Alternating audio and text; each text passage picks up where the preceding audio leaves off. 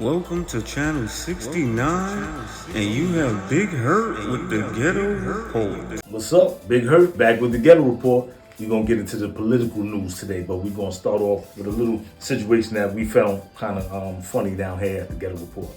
Two psychologists, right, they adopted a baby chimp and tried to raise the chimp alongside their own child, just to see if the chimp could adopt, human behavior.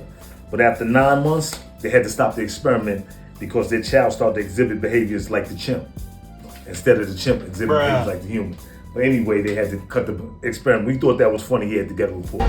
We're going to get into the Fulton County DA's drama. I don't know if y'all been following John with Fannie Willis. She went through the hearings to see if she was going to be pushed off the case and all that.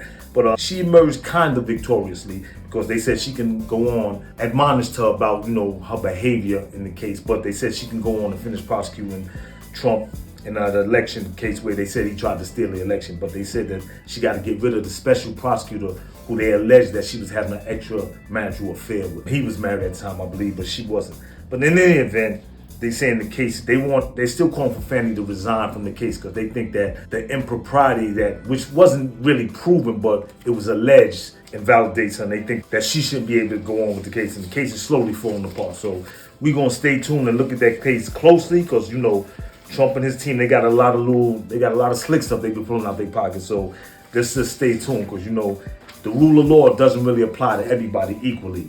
You already seen that. So I'm saying, let's just stay abreast. We want to talk about TikTok, and the White House has recently thrown their support behind Congress in the bill to ban TikTok. Now, all y'all content creators, listen, y'all got to run there and get your little chips quick when they talk about banning TikTok. And they saying they want to ban TikTok because the social media app is actually owned by a Chinese company called ByteDance. And they believe that ByteDance, they have national security concerns about how they store their data and how they, they compile information that they call from Americans. So they want to ban it. And this is a bipartisan effort to ban TikTok. You know what I'm saying? So this may go through. So all the content creators and people that just use TikTok just in their everyday life, that's not worried about how they store data, just be on the lookout for that. You might have to change what app you're using, change up how you go about things. We want to also talk about in the Ghetto Report, the Supreme Court in mid-March, right? They dealt a death blow to thousands of federal prisoners when they ruled against a convicted drug dealer that was seeking a shorter sentence under a 2008 law. This was the First Step Act, right? Now, the convicted drug dealer, first of all, the court ruled divided in a 3-6 opinion. They took an unusual ideological alignment. The court said that Mark Pelzer, who pled guilty to distributing methamphetamines in 2020, could not benefit from the provision of the First Step Act, which was a significant sentencing reform law. The issue was whether Pelzer was subject to the mandatory minimum 15-year sentence under the safety valve provision of the law. Now, Pelzer had laid out circumstances in which a lower sentence could be imposed upon him for a non-violent, low-level drug offense. And this is what the safety valve was about, low-level, non-violent drug offenders. In the opinion by liberal Justice Elena Kagan, the court held that Pelzer had not met the necessary requirements, and she was joined by the majority of the 5 judges and 6 conservatives. Now, this is very important, right? Because we like to look at these things with the Ghetto Report that affect a lot of people disproportionately in lower economic communities. You know what I'm saying? Whether they non-violent drug offenders, whether they violent offenders, we just know that these rules that the court come down with, they disproportionately affect lower level Americans. So that's why we pay. We interrupt our program to bring you this important message. What's up? It's One Ball Hang Low, running for president. I want to get the word out that I'm not running against Sexy Red. Sexy, you know what I'm saying? We could go on the ballot together. You know what I'm saying? I could be president, you could be vice president. But anyway, this is a message from One Ball Hang Low campaign, and I approve this message. Close attention to these laws.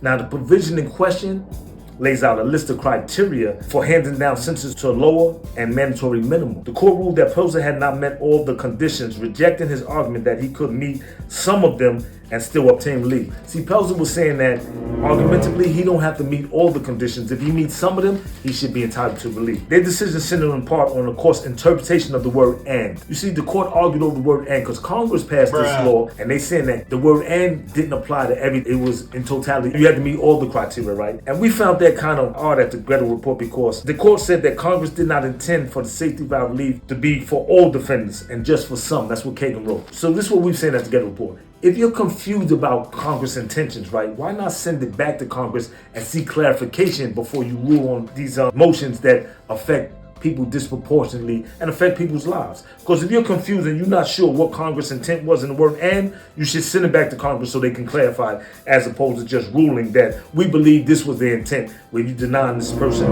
or any person relief, where they could spend, you know what I'm saying, substantial more years in jail, and which was not Congress's intent. You see, because we think that, you know, it's kind of messed up that the court would argue like that and they're not sure and leave it to like for guessing. They're guessing, right? Because it's a hell of a thing to be caught between the three branches of government, you know, the legislative, judicial, and the executive. The only one that we see that can navigate all these branches of government is ex-President Trump. He the only one we see dancing around all these branches of government and coming out with favorable outcomes.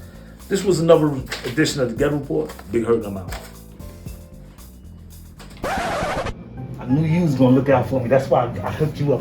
What's up? What's going on? It's easy. I'm back. Listen, it's been a very good week. Listen, I got them gold watches. Listen, about 16 fell off the back of the truck. So holla at me, be the first 15, because I'm giving a discount. You know what I'm saying? These $75. Listen, I know all the gamers been waiting. You know what I'm saying? I got the Mid-Island for the gaming systems and all that. Listen, I got the games. I got everything. Yo, holla at these. These is going like hotcakes. You know what I'm saying? I had 39 of them. I only got 17 left. So listen, if you want to get in, who that? I heard the radio. Was that the police? Listen, holla at Easy. I got him on the block. I'm out.